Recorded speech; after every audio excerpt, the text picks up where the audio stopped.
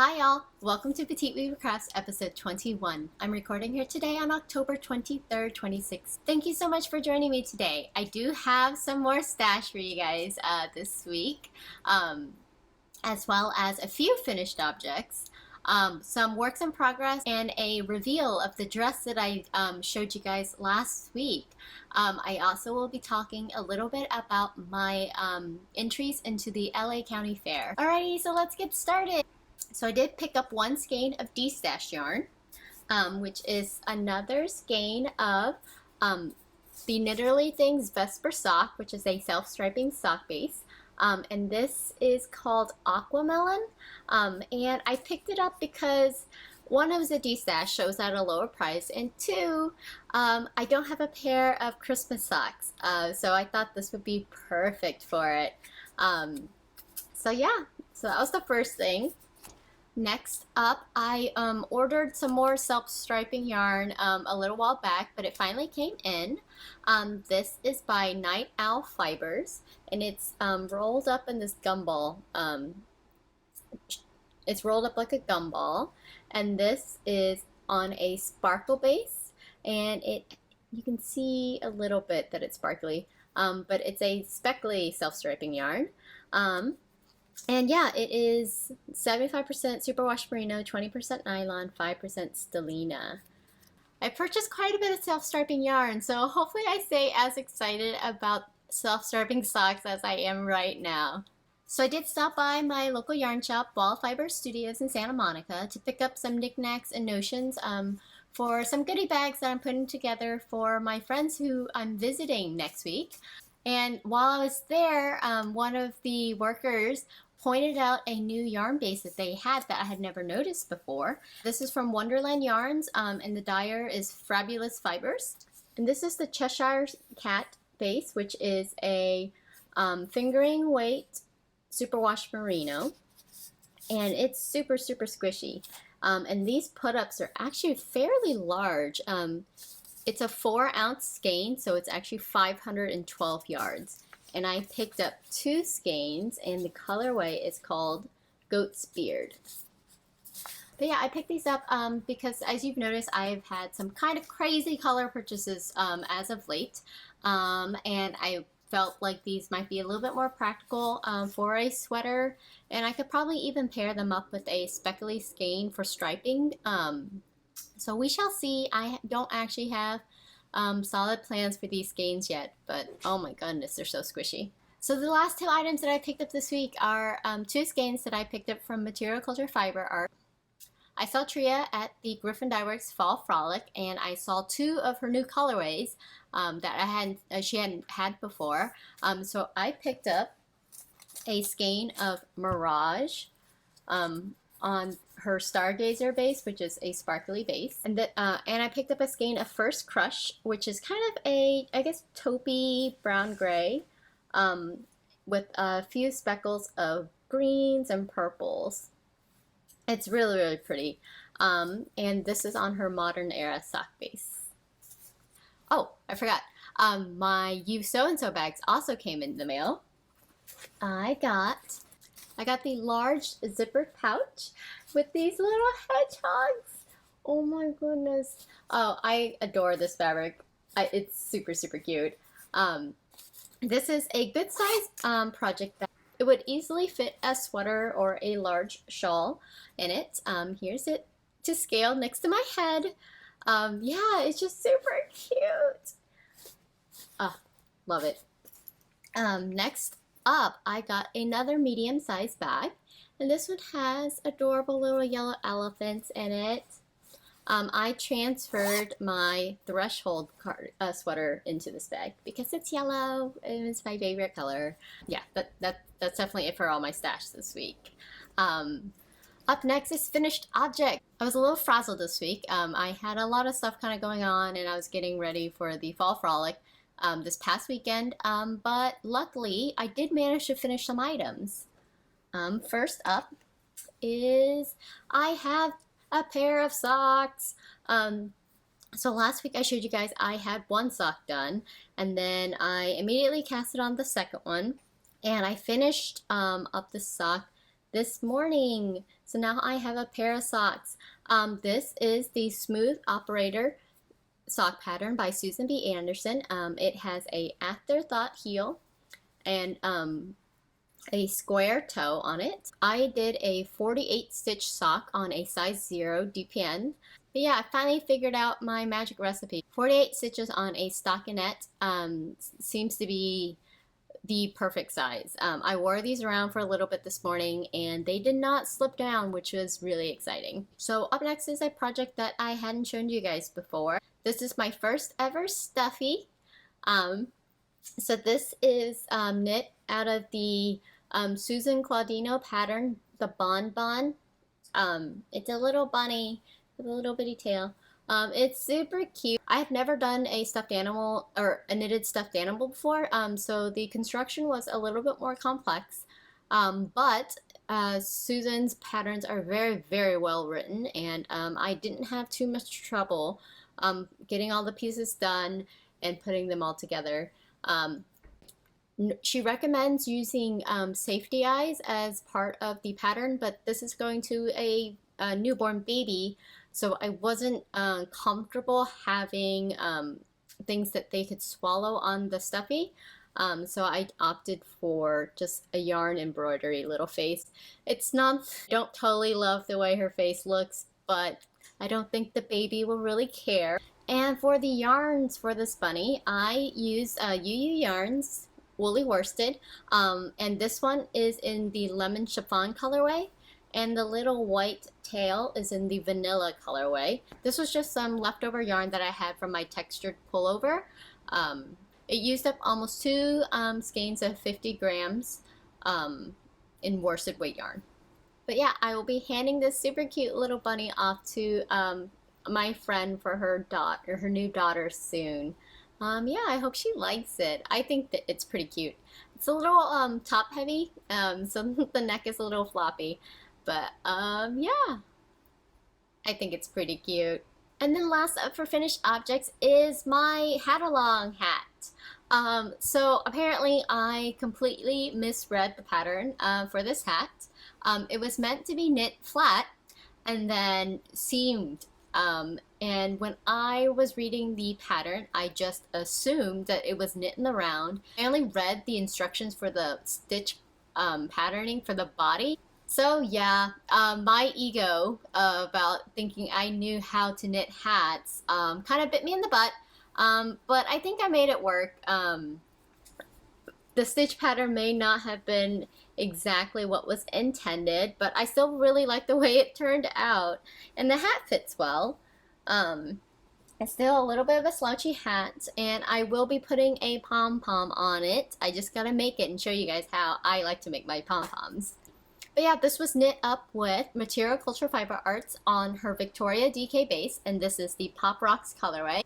I did a nice twisted stitch ribbing on the brim, and then for the hat body, I did a row of knits, and then a row of purls and knits, and then another row of knits and a row of purl knits. But yeah, I really like the way that hat turned out, even if it wasn't quite as the pattern was written. I could have ripped it out, but I am a firm believer that if it kind of works, then just go with it. I don't stress out too much about following the pattern exactly. It's still a hat, and it's still going to keep my head warm, and it's still cute. So what if it doesn't quite fit the pattern? Be a rebel. I still have quite a bit of yarn left over. This will definitely make a pom-pom. So that's it for finished objects. Up next is works in progress. Other than the items that I finished this week, I didn't work too much on a lot of other stuff. I did cast on another Sockhead hat though, using the Madeline Tosh Merino Light that I purchased from Wallfiber in the Found Pottery colorway. I casted on another Sockhead hat. I really enjoyed the first one that I made. I just wanted one that was a little bit more in my normal colors, so I casted this one on.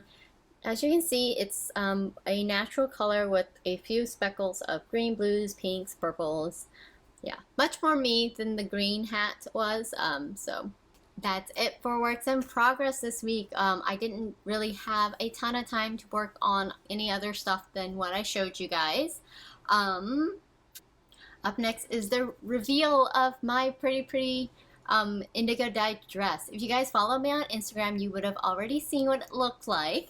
But if you guys don't, here it is. So here is the top. If you remember, I had little garbanzo beans tied for the top portion here. And then at the bottom, I had the marbles.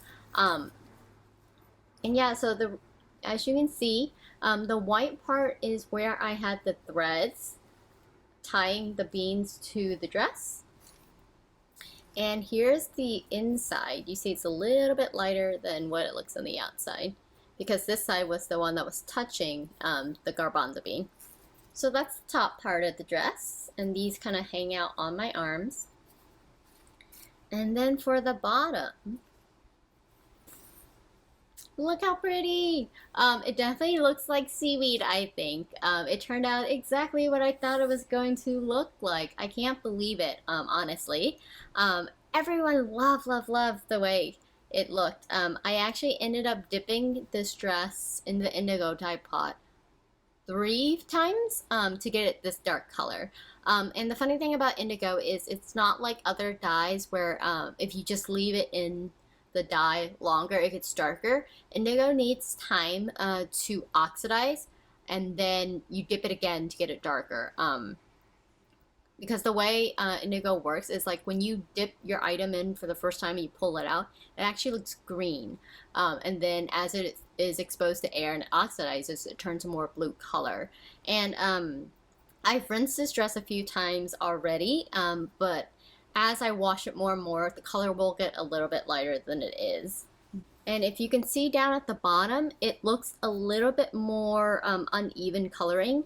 And the reason is, as I was dipping this dress into the dye bath, with the ruching that I had for the seaweed parts, the fabric was kind of crunched up on itself. So it didn't touch the dye pot evenly as compared to the middle part of the dress where it was exposed to the indigo in a much more uniform fashion. So that's why at the bottom it looks a little bit more textured. But I actually kind of like the way it looks. It looks like more fractured and like reflective. I don't know. I adore the way this turned out.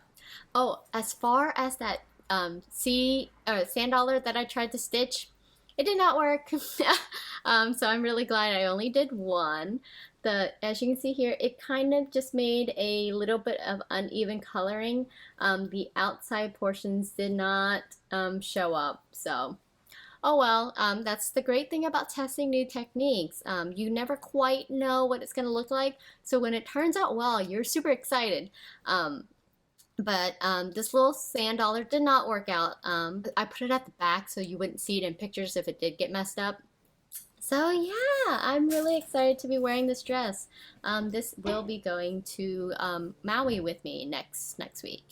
But yeah, I had a wonderful time at the Griffin Dye Works Fall Frolic. If you're in the LA area, I definitely recommend it. It was a day full of fibery goodness. There was quite a few vendors there, including Material Culture Fiber Arts, Nicole Mork of Mork Made Fibers. She makes amazing bats, which I've showed you guys on this podcast before as well, and a lot of other local fiber vendors in the LA area. I just really enjoy being surrounded by fibery, crafty people, being surrounded by people who are super passionate about the things that they do, and everyone is just so so nice, and like they share all their knowledge and like all the years of experience that they've had. And I always feel so inspired once I leave one of these events, and it's just super fun to be surrounded by fibery people, whether it be spinning, knitting, weaving, or whatever. LA hadn't really felt like home for a very long time until I kind of found my fibery people to surround myself with. This city can be a little bit isolating, And as an adult, it's always a little bit harder to make friends. So I'm really, really glad for my fiber community and my fiber family that I have developed here. Alrighty, last thing I wanted to talk about with you guys is a little while back I submitted some entries for the first time into the LA County Fair. The LA County Fair is a little bit strange. First of all, LA County is a very large space. I live on the west side of LA, and I want to say the county fair is about an hour away without traffic, and there's always traffic, so it would have taken me almost 2 hours to get there. So I didn't actually get to see my items while they were in display, but once again, lovely fiber friends, they picked up the products for me and kind of shuttled it back to my side of town. So here are some of the items that I submitted. Or the judging for the LA County Fair is a little bit strange, at least it seemed a little bit strange to me. I've never entered anything into any fair before this year, but they judge each item on itself. You don't get your items don't get compared to the other items that are in the category. And for the categories, they were fairly broad. So the two categories that I entered into was handspun yarn and handspun knitted garments. And for my handspun knitted garments, I won 2 red ribbons. So the first item that I submitted was a Hitofude cardigan, and I knit this up. I knit this up with a gradient braid from BeeMiceElf in the berry hunting colorway. And I spun this as a 3-ply fingering weight yarn, and I had 3 braids of the gradient fiber, and then I plied the 3 together to make this gorgeous, gorgeous colored gradient. But yeah, so that was the first item. This sweater was actually the first sweater I had ever knitted. The Hitofude cardigan pattern is pretty prevalent on Ravelry, but I really enjoyed this pattern, and I think the pattern really showcased my gradient handspun. The great thing about this pattern is Hitofude means 1 stroke in Japanese, I believe. And the way it's knit up, it's the top part of the sweaters knit first, and then you knit down for the body, which is perfect for gradients. I really enjoy this pattern, and I'm very proud of it for my first ever cardigan. The second handspun knitted garment that I entered, this is the Headlands Flutter by Elizabeth Doherty, and it's a small stripy pullover with a super pretty textured braid across the back here and a drop shoulder. This handspun was made with some natural targhee that I processed myself, and the colored gradient was actually a gradient pack also by BeeMiceElf in the Superheroine colorway. And yeah, I did a 2 stripes of each of my 5 colors, and I gradated them to dark and then back to light and back to dark. I was really proud of this sweater. Once again, this is a 3-ply fingering weight project. I was really proud of the way this turned out. Once again, I got a second place ribbon on this sweater. I'm just really happy to have my items back. For whatever reason, the LA County Fair made me submit my items in May, and I could have picked them up at the end of September. But since my friend picked up my items, I didn't get them back until this weekend. The second category that I entered was the handspun yarn. I entered 4 yarns and I got 4 blue ribbons. Oh my goodness, I was so excited. I had no idea. Some of my friends had tagged my knitted garments, and they had tagged one of my skeins of yarn in pictures from their visit to the county fair, but I didn't know that I had won ribbons for some of the other stuff as well. So first up, I have a mixed alpaca roving from Ranch of the Oaks. And this is a true 3-ply yarn, and you can see with the multicolored roving, it made this lovely marled effect. Next up is some fawn colored alpaca. And you guys have seen the bats for this before. This is a chain plied carded alpaca spun, and it's about a DK weight yarn.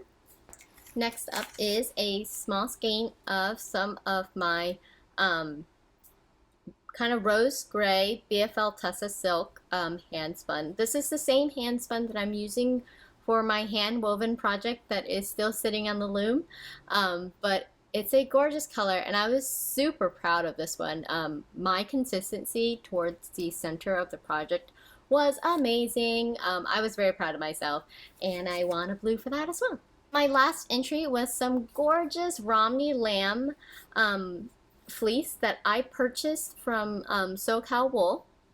And I washed the locks and then flicked out the ends and then spun them from the lock. It's kind of hard to see, but this yarn has a gorgeous sheen on it, and it's super bouncy. I still have the entire fleece to process. I just took out enough to spin this sample. But yeah, I can't believe I won ribbons. I wasn't expecting a heck of a whole lot when I entered the items. I was super nervous about it, but I wanted to challenge myself to see how I would do. So I think I did pretty well. I'm very, very proud of myself, and I'm proud that I kind of overcame the fear. I get very anxious and uncomfortable when people praise anything that I do. It makes no sense. It's just I don't feel like I've been doing things for very long, and not long enough to be an expert or like good at anything, and it's crazy. But like having this ribbon makes me feel like a little bit more validated, and it's terrible that I needed something like something physical like a ribbon to allow myself to feel like I was good at something. But you know, like when your friends tell you something, you don't quite believe them because they're your friends. They're supposed to say nice things to you. But when an outsider says something that praises you, like it's a little bit different. So yeah, I can't believe I got ribbons, and I'm very, very happy. There was no prize money or anything. Like all this was for is for bragging rights. So yeah, I was super happy, and I really can't believe I won ribbons, honestly. So I'm recording on Sunday, and then on Tuesday I'm flying to Seattle. I will definitely be stopping by Church Mouse Yarns. So look forward to seeing pictures from that gorgeous, gorgeous shop, and then riding a train back to LA. So tons and tons of travel knitting time. I have to figure out which projects I want to bring. I'm really torn. For sure, I think I will bring my threshold sweater, which I haven't worked on at all this week, and then probably a hat and a pair of socks. I think that's enough. I don't know. I'm pretty sure I'm going to overpack, but I am super excited, so I will talk to you guys next week. Thanks as always for watching. Show notes can be found down below. But yeah, for updates, please follow my Instagram at Petite Weaver, and check out our Ravelry group, Petite Weaver Crafts. There's a lovely group of people over there. We're chatting away about this hat knit along, and everyone is super supportive. And I am loving all the projects you guys are doing for this knit along. I will talk to you guys next week. Bye.